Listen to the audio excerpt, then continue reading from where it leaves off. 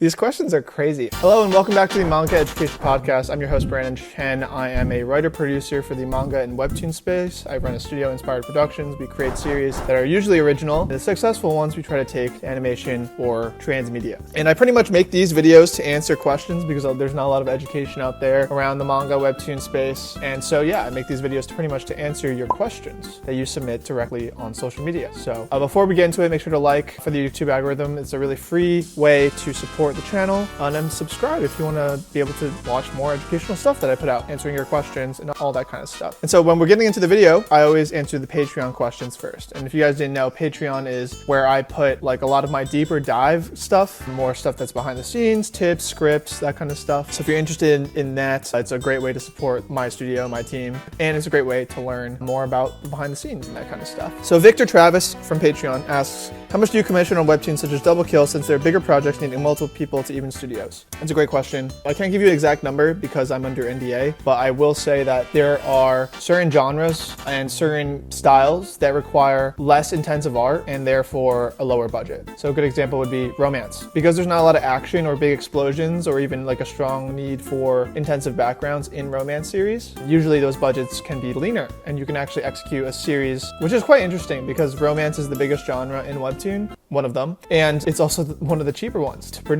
So that's why people are producing a lot of romance webtoons. There's a ton of series out there that are romance webtoons. And then when you think about action webtoons, for example, Double Kill, or let's talk about Angel Wings. That's a series that's already out that you can read. Angel Wings is very intensive because we've developed almost like fantasy and sci-fi type worlds, and therefore it requires a strong development of backgrounds. Anything that's high concept is actually just costs more money. But not just in webtoons, but also in animation, TV, film, all that kind of stuff. So the higher concept your series is, the more scary it is to produce as any sort of visual storytelling series. And so when you think about like fantasy, because there's so many different fantasy series out there, maybe you can pull a 3D asset from a 3D asset library, plug it in, and just copy someone else's background, right? But because, for example, let's look at sci-fi series. Sci-fi, there's not a lot of sci-fi series done. So if you wanted to create a sci-fi series, you would have to develop 3D assets or backgrounds from scratch. And that's why it's so expensive. There's also not a big, large readership for sci-fi series in the webtoon space for some reason, which is always something that I wonder about because it's big in anime, it's big in manga, it's big in Hollywood. Why not webtoons? I don't know. But it isn't. And so that's why people just don't enter the sci-fi space, both because it's expensive and also because the audience isn't there. So yeah, I think it's very genre specific. I think it's artist specific, but the budgets definitely differ strongly based on your concepts and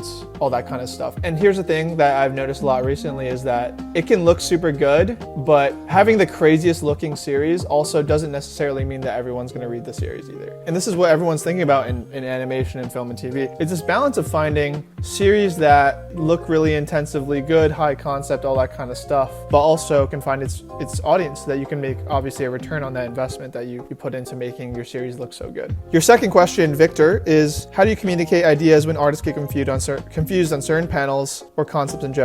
Do I use references or how do I make it easier for the artist to understand? So I think you're kind of asking me like, how do I communicate with an artist your vision? I think there's a few things that you want to take into account there. It's like, one, you want to be open-minded to working with the artist. So like when you communicate your idea with the artist, you're basically trying to say, hey, this is what I have in mind. Here's the panel. I have an establishing shot of this building. I want the building to be in the background and I want the main character in the foreground, in the front, looking at the reader, looking cool, right? And that's your shot that you want. And you might be like, I want a direct front view shot. Great. But your artist might be like, all right, I think we should do a 3/4 front view shot. So you're hitting it from an angle to make it look more dynamic. Let's say they say that to you. I think part of working with an artist, in my opinion, is to be collaborative. So you want to be open-minded to the 3/4 front view shot suggestion that they put. And if you're not open to that, then it becomes a more for-hire work where you just tell them what to do and they'll do it. The problem with that is that if you're not from an art background, let's say like you're not an artist yourself and you're kind of like me, maybe like I used to be like an artist like when I was younger, but like now I don't consider myself like having gone to art school or any of that stuff. So I have a good understanding of like how things should look, but I'm always open-minded to like when an artist is like, hey, it would look better this way. And then Like, I'll always take that into account, right? And let artists kind of like cook, basically. But let's say I don't. Let's say I have a certain vision for how a panel should look, and that happens quite often, especially with like choreographed fight scenes. For that, references are really good. So pretty much most things that have been done in action have been done. Every single kick, every single punch, every single position, for the most part, there's some way you can reference that visually. Whether it's you take it from a film shot, you take it from a manga page, there's some way to convey what you're envisioning, and sometimes you even draw it yourself. And again, you can check out the scripts that I have on Patreon, but doing a panel description, showcasing a reference is a great way to just take what you have in your brain and put it into the artist's brain. That's how I work on communication, and if they're still struggling, then you just talk to them. I think you just gotta talk to them and work on that conveying. I think at the end of the day, you're gonna know if they got it or not, because you're gonna see the storyboard and be like, that's not what I was thinking. So I think like, yeah, communicate it out. Higan Bana, always asking a question on Patreon, so they're pretty much a legend. For manga and webtoons, how long does it take to receive a contract from a publisher, go through negotiation, sign a contract, and for it all to be accepted? Okay, so it depends on the publisher. Some publishers move super quick. I've had a publisher who moved within a couple weeks. I've had another publisher who it took 6 months to go from green light to signing the contract. It was crazy. 6 months, like we could have all gone broke and been homeless by then, you know? That was crazy. Yeah, I think the bigger they are, the more contract stuff that their legal team has to go through, and so therefore it's harder to make things move. But it's the same also for smaller companies, because sometimes they're dealing with so many different things. So I guess that the more business deals that are moving usually depends on the size of their legal team. So I can't give you a one or done answer. I've had anything from let's sign this contract tomorrow to hey, this is taking you a whole freaking year to pretty much sign this contract, which is crazy. That's how it is, unfortunately. Higan Bana is asking, as an originals creator on both Naver's Webtoon platform and the VoiceMe platform, is there one over the other you would recommend to creators looking to share their series on a webcomic platform? Oh, you're asking me to compare two publishers that I work with. Oh, these questions are crazy. Okay, Higan Bana, I can't answer like questions that are going to pin me in a bad position with one of my partners. And what I will say is that there are pros and cons to working with every publisher, that's big or small. The Webtoon Canvas route, there is almost no downside to posting on there. The reason being, Webtoon Canvas doesn't take any rights to your project. You can take it off, you can put it on, you can do whatever you want. You can use it as a way to host your project and still retain all rights and grow a major following and turn it into something and turn it into a film if you want. And also there's a big readership on Canvas that is organic. So I do think that the lowest risk if you're self-publishing and not going through an originals route, Webtoon Canvas is probably the best route for anyone right now. That being said, I hope that there's other routes, other companies. Like I'm also partnering with Global Comics. They're a great option for print formats. We're doing a manga together, so that's another example. Do I have any more projects planned with VoiceMe in the works? I currently don't. We have God Game Outcasts. That's pretty much it. Yeah, that's pretty much all we're doing right now. And if VoiceMe wants to do more, they'll hit me up. Let's answer your questions that you guys submitted to me on Instagram. Any advice for someone who's trying to write a web novel? I think the hardest part about writing a web novel is sitting down to write. I think web novels are really about quantity. It's partially also about the quality, but I think more than anything, it's this weird balance of like quality and quality. On one hand, you want it to be as good as possible, while on the other hand, to survive and succeed in the web novel space, you have to be pumping out multiple chapters per day, which is freaking crazy. So as a writer myself who used to do novels, I think it's almost impossible to like put out like the next Shakespeare if you're writing multiple chapters a day. It just simply is, right? And so and the series that succeed are the ones who are putting out so much content, hundreds and thousands of chapters worth of content. And so I think creating a storyline that allows for you to be able to do that. So again, you can't write the next Game of Thrones doing a web novel. That would be so hard. You would have to be insane to do that. Something that you can sit down every day and just put out multiple chapters a day with a planner obviously in mind, I think would be my advice to you. At the end of the day, for people who succeed in web novels, it's all about sitting down and writing every single day. That's the thing about web novel writers that has always impressed me. It's like they can write fast to the next level from what I'm capable of. It's like they can write 10 chapters a day or like 2-3 chapters and press publish. Readers are reading that shit that day.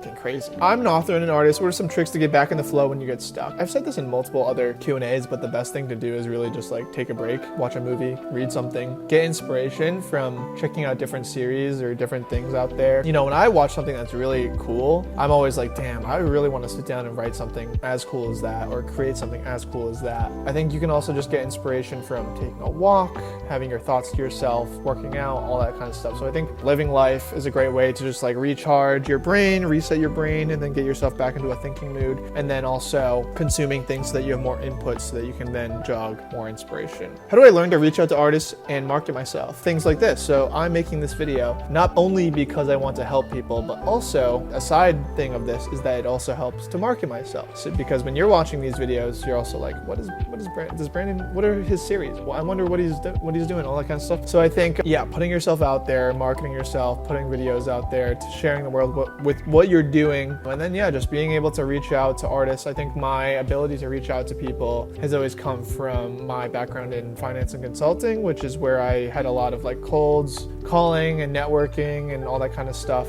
So that's where I learned how to reach out to artists and that kind of stuff. And it's, again, networking is really a muscle. I think that the more you do it, the better you get. Practice reaching out to people. You know, in terms of marketing yourself, you have to just put yourself out there. Would you like to see Super Smash Bros, the animation series? I think that would be the coolest thing. I think it really depends on how Nintendo works with their IP. Super Smash Bros is possible because of a lot of unique deals, and I'm wondering if they own all the IP for all the different projects they have. I think like if you have Legend of Zelda, Mario, those IPs that Nintendo exclusively has, then you could have it, but you could never have a series probably where it's Sora and Mario, Sora's from Kingdom Hearts and Disney, and Sephiroth all fighting. There would be too many legal jumps for that to ever happen. I would love to see it happen. Will it happen? Probably not. I'm not a great artist, but I get ideas for a great story. Where are some great places to start? You know, there's a lot of different ways you can start. I think by watching these videos, it's very useful, but these videos don't really mean anything if you're not doing your own series by yourself. The stuff I post on my Patreon can also help. But again, all these resources don't mean anything if you're not building your portfolio yourself.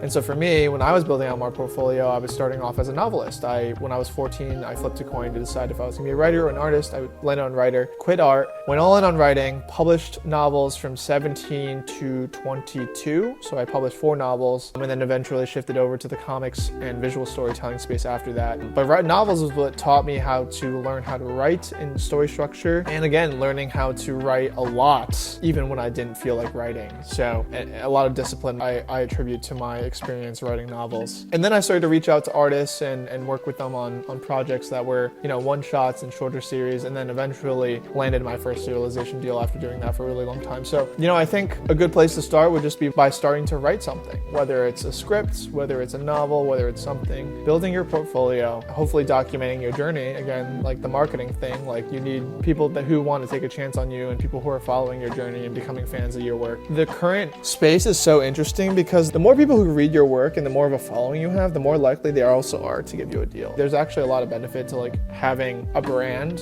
and also being a storyteller versus like only being a good storyteller. Here's the last question. What do you think your characters, Just a Goblin or God Game, sound like if you could give them voices? Just a Goblin, I feel like Nog has like this kind of like higher pitched like young boy voice. That's kind of what I would give him. And then Tyros, dude, honestly, I heard Gojo Satoru's voice and put it over Tyros's voice, and I kind of thought that it worked because Tyros is a character who's a character from Just a Goblin who is kind of like Griffith from Berserk, but Gojo from Jujutsu Kaisen has the ability to shift his voice from really high to low. And so I think character who can shift from being angry to being lighthearted with the people he cares about and that kind of stuff is a character that would fit Tyros really well. Anyway, that's all that we're answering for today. Thank you guys so much for watching. Make sure to drop a like, comment more questions if you guys have any for next week's video. And the word of the day. What is the word of the day? It's going to be pebble. Pebble is the word of the day. So yeah, I'll catch you guys on my next week's video. Thank you guys so much for watching. Peace.